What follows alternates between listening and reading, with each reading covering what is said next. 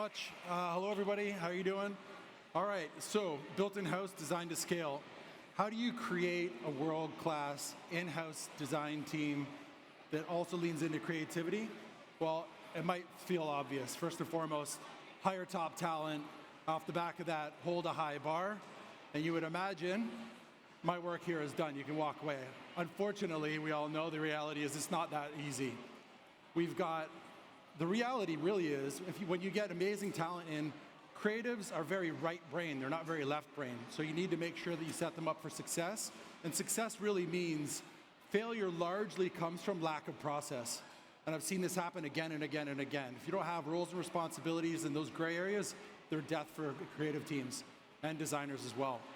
And they fail because that process just doesn't exist. So we really need to make sure that we're doing that to set them up for success. We know that when you put creatives in a room, it can turn into madness. So that's why producers and design ops are absolutely critical. Brands, on the other hand, largely fail because they lack distinctive consistency.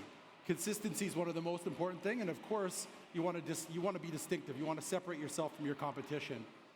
This is what we looked like in 4.5 years ago when I joined Skyscanner. It was a mess. You can tell, like, tons of colors, no distinction. The brand guidelines were sitting in a drive somewhere not being utilized. We lacked a brand strategy, first and foremost. And then those clear guidelines, as I said, they're very clear, and they weren't being used, and we didn't have a sharp tone of voice. In fact, it was a bit of a hot mess. So what we really need to do is step back and redefine what the brand world is. So we're going to talk about 3 different areas that we leaned into as a brand team collectively, starting about 4.5 years ago. First and foremost, as I spoke about before, it's really, really important to have a super clearly defined brand world that you can live in. Clear rules and tools that set the team up for success, but also your partners globally as well.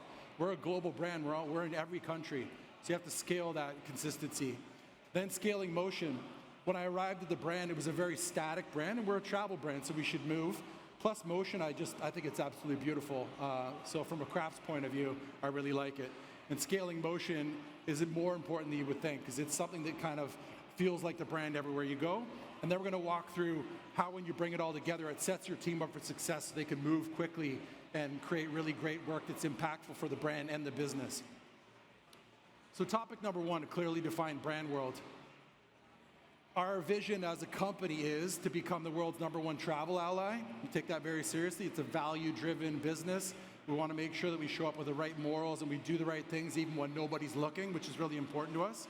We want to be that ally, and it really stems from our Traveler First promise as the traveler's helpful, honest ally. We want to make sure that we're there for travelers in their greatest time of need. And then our Just Do It is the ultimate travel hack. We want to be a brand that's behavior-driven, action-driven, that we're there for travelers in a time of need through the lens of utility. We want to make sure that if we went away tomorrow, they would be gutted. Hopefully that's the end result. All that, of course, is then brought to life visually, tonally, etc., by this system. And systematic design is really, really important. It unites every single touch point. That's off product and then on product as well. So I'm going to hit play on a film.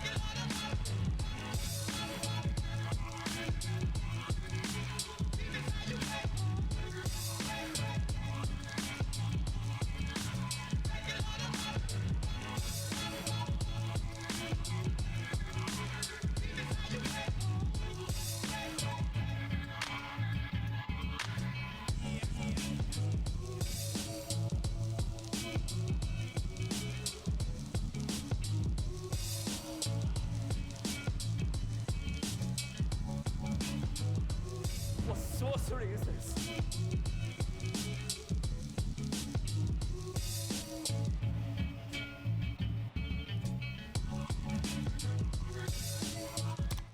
So hopefully there you get a sense of stripping things back, really leaning into the blue. We had a sans serif like every other tech company has, so we added a serif font, and really just making sure that the system was very actionable and not just keeping it in a drive. Working with Frontify, who've been a fantastic partner, to make sure that it's actionable and that we can use that moving forward. So it's easily accessible, and then it's interactive as well. It's a real tool that can be utilized not only by internal teams, but almost as importantly, our external partners across the globe. So this is just a look at what some of the pages look like. We worked with Airbnb's icon designer who created a really killer set for us. And then we used Figma templates. The templatized approach makes sure that we can scale things by reducing the amount of effort, but also the mistakes that can be made, the errors along the way as well. So in terms of people, creative direction and or design directors, they're paired up with a producer. And that relationship's really, really important. At the beginning of every project, we are super clear on roles and responsibilities. This is the lead for production, this is the lead for design or creative direction, and then they move forward as one team. It gets rid of the gray areas and ambiguity. We focus on empowerment, impact, and nurturing. We don't want to be policing people. Or the projects. Now that's easier said than done. I'm a bit of a control freak, so it's something I have to work on myself, but we all have our ups and downs, ins and outs. And then a world-class network who get our brand. It's really about auditing your partners and making sure that they get the brand as well. And then in terms of process and tech, we want process with purpose, so really streamlined workflows. We're always trying to maximize that efficiency and enhance that. Evolve those brand resources quarterly. We look at them all the time. We're always updating Frontify, make sure that people are utilizing it properly. And then we're fostering experimentation. In the world of AI right now, as you guys all know, it's coming fast and furious. So we want to make sure that we've got people playing with the tools in the right way with the right mindset. It's not here to take your job, it's here to make you better. So topic number 2, scaling motion across the brand. I'm going to hit play on a film here, and then I'll walk through a little bit of how we went about doing that.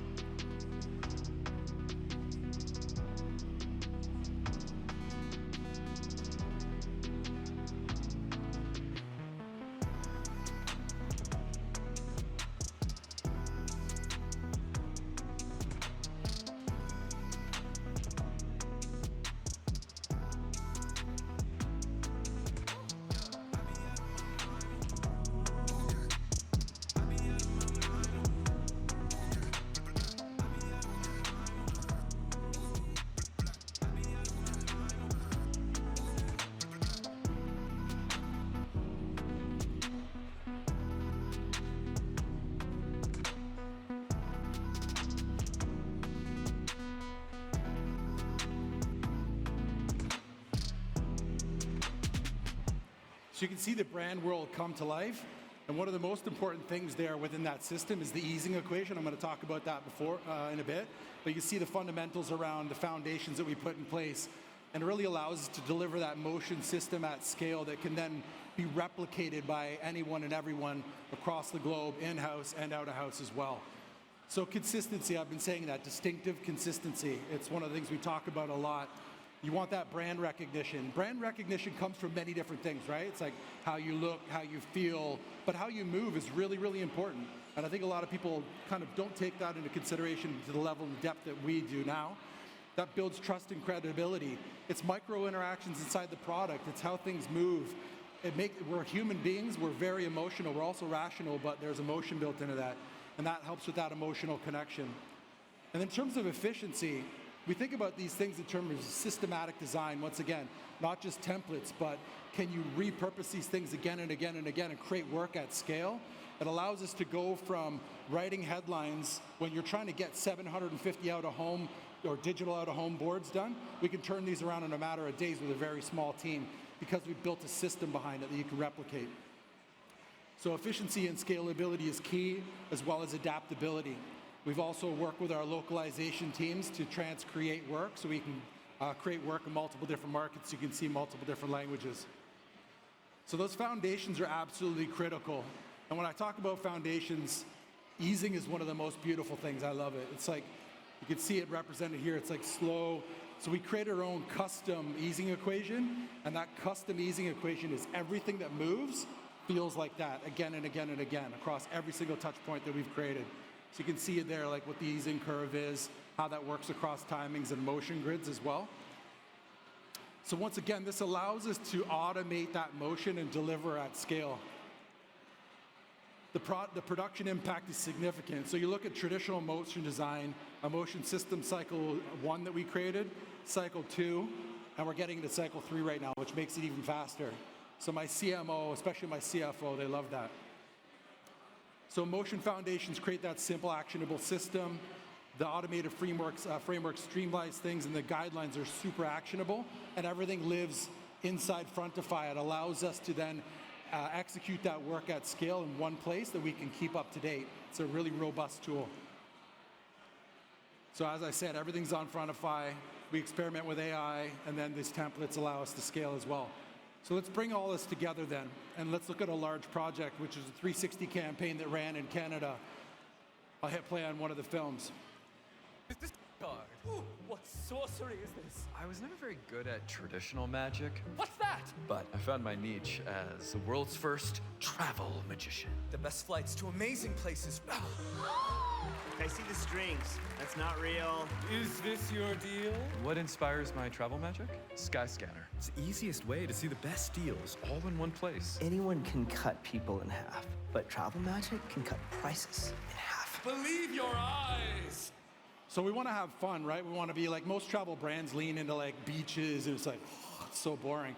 So we tried to come at it from a different perspective, and there's a travel magician. He used to be a shit regular magician, but he found his niche as a travel magician.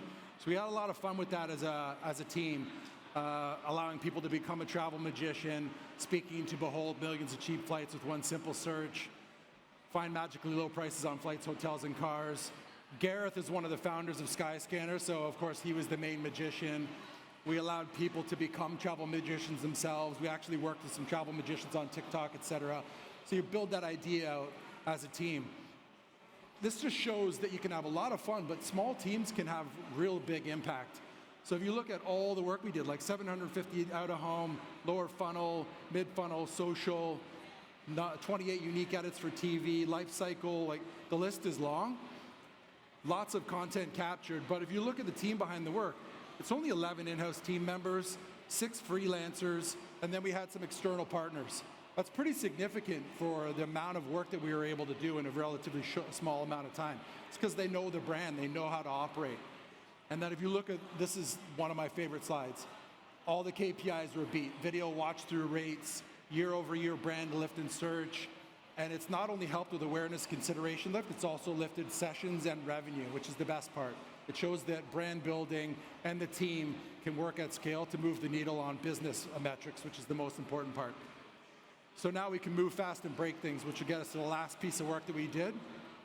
This is just one at Cannes. It's cleaned up for award shows, but even more importantly than that, it's once again moved the needle on business metrics and proved to the business that creativity, when harnessed in the right ways by small teams and a boutique shop, shout out to Courage, who we worked with in Toronto, came up with this idea. We can execute something like this that permeates culture and really drives the brand and business metrics forward. The Knicks eliminate the Sixers in 6 games. Eliminated. 1, 2, 3, Cancun. 1, 2, 3, Cancun. Let's go Cancun. Cancun. We all going to Cancun. Hit the road, Jack, and don't you come back no more, no more, no more, no more. Hit the road, Jack, don't you come back no more, no more, no more, no more. Hit the road, Jack, don't you come back no more, no more, no more. Did you happen to see right across the street from Crypto.com Arena? There's an enormous billboard that says Dallas to Cancun. Skyscanner, that's some genius marketing right there. That's such a dope troll. It's so spicy. They out there rabbit ass mine, I'll tell you that. The Clips released a statement saying the billboard at LA Live is not owned or operated by the Clippers. The billboard is scheduled to be taken down before the start of Game 5, but is it already too late? Hit the road, Whether the Clippers won or lost, it wouldn't have mattered. This was going to go viral regardless. But it awakened a beast in Luca, my guy. Skyscanner, apparently they sell cheap flights. Brilliant business.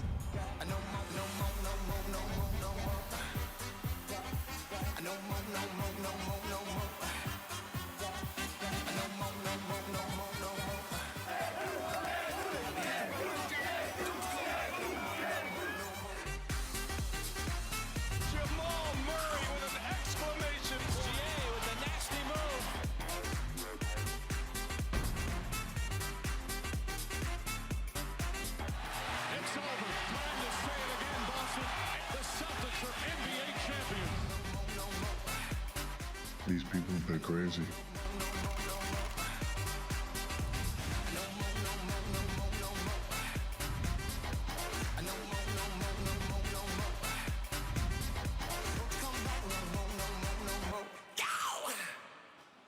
So there you go. Thank you guys so much. Really appreciate it. Have fun building your teams. Enjoy the rest of your time here. Thank you.